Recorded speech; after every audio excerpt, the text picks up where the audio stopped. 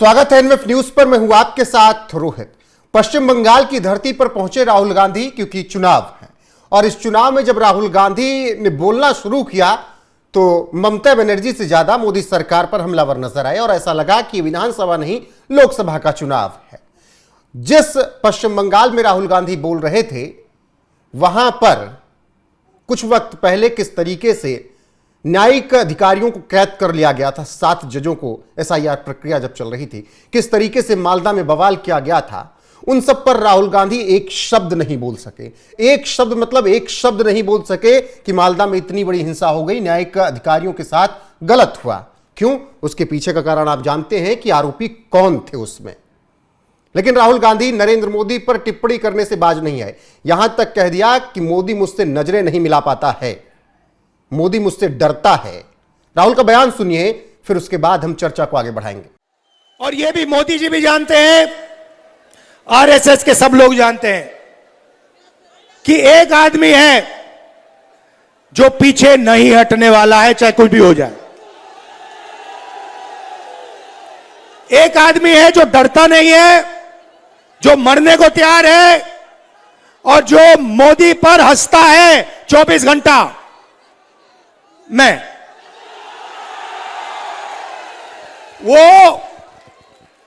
आपको बता रहा हूं, कल का वीडियो देखिए।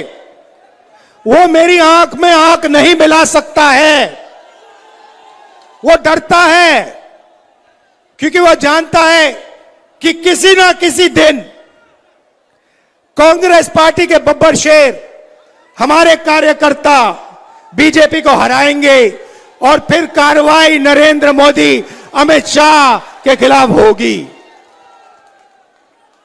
घबराने की कोई जरूरत नहीं है, डरना नहीं है। आप बंगाल की जनता हो, आप किसी से नहीं डरते हो। आपकी हिस्ट्री है। ये कौन है ये लोग? कुछ नहीं है इनमें। आप लोग तो अंग्रेजों से लड़े थे, आप लोग तो सुपर पावर से लड़के जीतने वाले लोग हो, भूलो मत। पंकज जी, मोदी नजरें नहीं मिला पाता, इधर देखता उधर देखता है, मुझसे आंख नहीं मिला पाता है। ये तो राहुल गांधी बोल गए बंगाल में, लेकिन मालदा हिंसा पर एक शब्द नहीं बोल पाए। चलिए मालदा हिंसा पे ना बोलते, संविधान की बात करते हैं, उन 7 जजों के लिए बोल देते एक शब्द। नहीं, सबसे पहले तो ये किस प्रकार की भाषा है जो इस्तेमाल कर रहे थे? ये लीडर ऑफ अपोजिशन लगातार ऐसे बोलते हैं। तो मुझे ये नहीं पता कि इस देश के लोगों को नया क्या चाहिए रोज। अगर कोई आदमी रोज गाली दे रहा है तो क्या 10वें दिन देगा तो कहेंगे ठीक है, क्योंकि ये बार बार गाली देता है इसलिए इसकी गाली एक्सेप्टेबल। इस तरह की भाषा होनी चाहिए।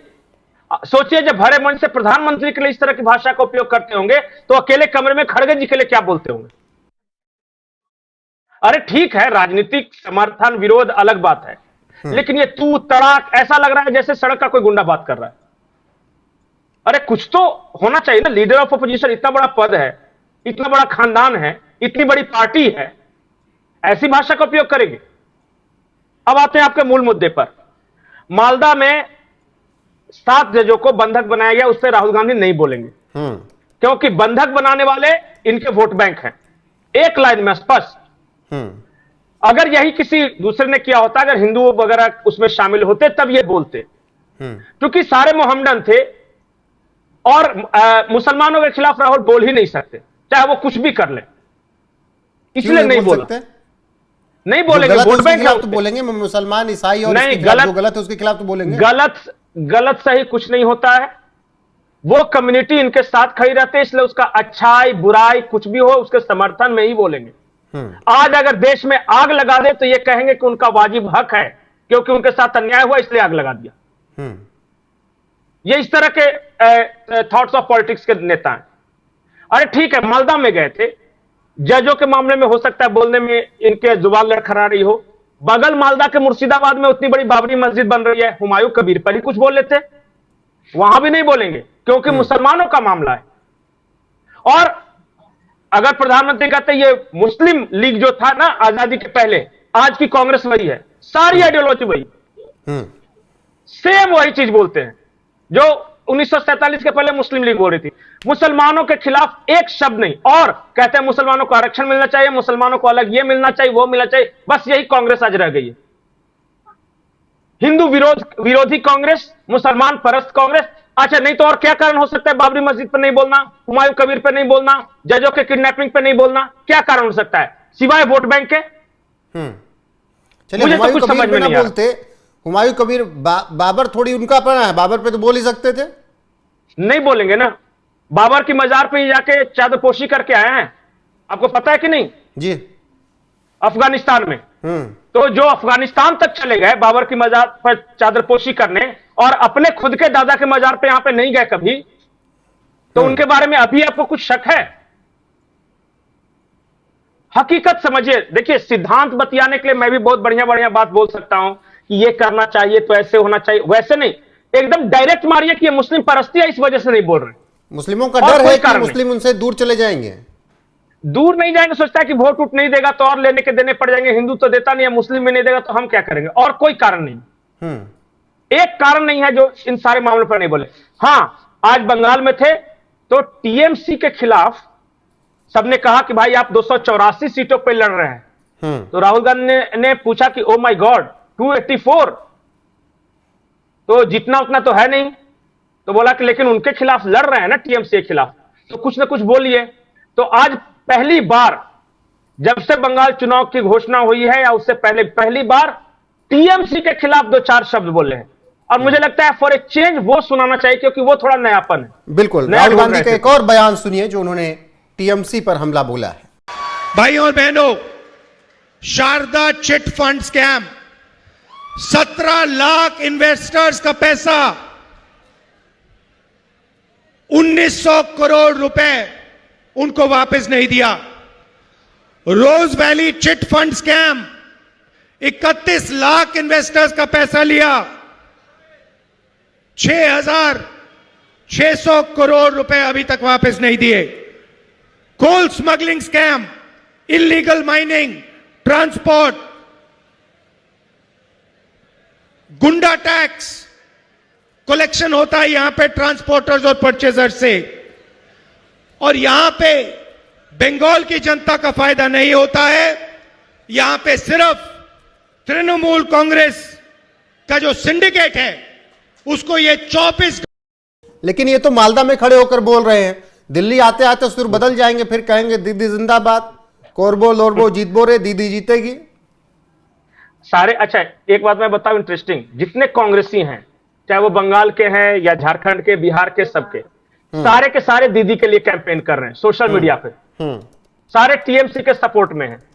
अब लड़ जबकि कांग्रेस भी रही है वहां पे, लेकिन सारे के सारे कांग्रेसी चाहते हैं कि टीएमसी जीत जाए, बीजेपी नहीं आनी चाहिए। एक कांग्रेसी वही नहीं चाहता मुसलमानों वाला होगा थॉट प्रोसेस। अधीर रंजन चौधरी। हाँ, वो सिर्फ अकेले आदमी हैं जो टीएमसी का विरोध करते हैं, और कोई नहीं। और एक मैं आपको और इंटरेस्टिंग बात बताता हूं। कल ही एक चैनल है, उस पर एक डिस्कशन आता है, उसमें मैं सुन रहा था कि एक पत्रकार गया कलकत्ता में शाम के समय, और सुनिए इस कहानी को, बड़ा इंटरेस्टिंग है जी। अभी वो टहल रहे हैं, हर जगह लोगों का रिएक्शन लेते चलते हैं।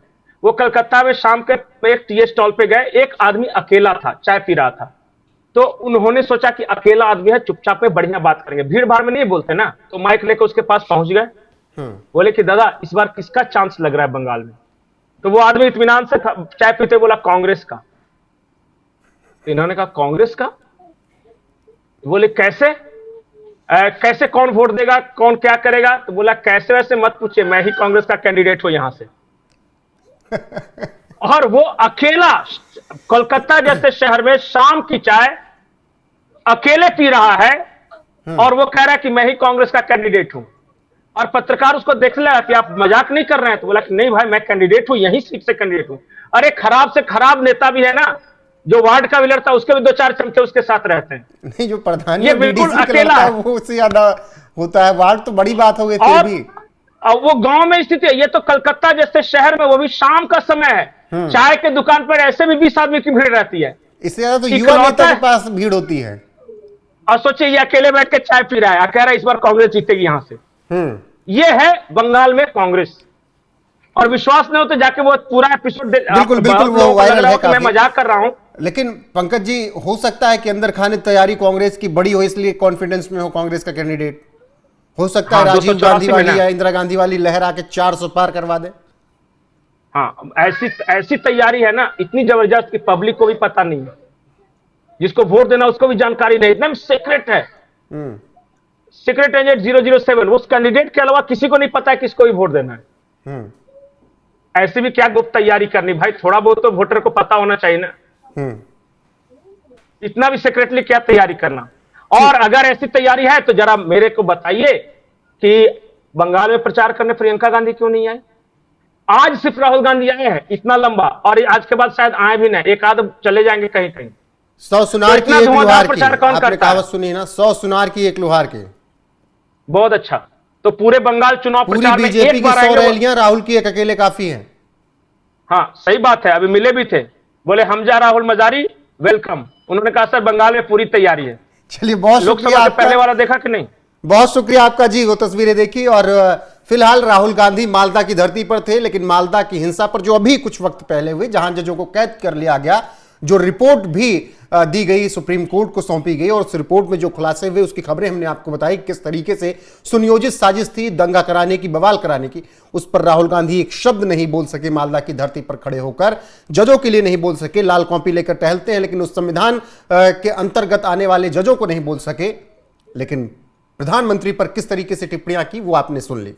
बाकी आपकी राय क्या है राहुल गांधी के मालदा के दौरे पर, कमेंट सेक्शन में जरूर बताइएगा। बने रहेगा हमारे साथ लगातार। नमस्कार।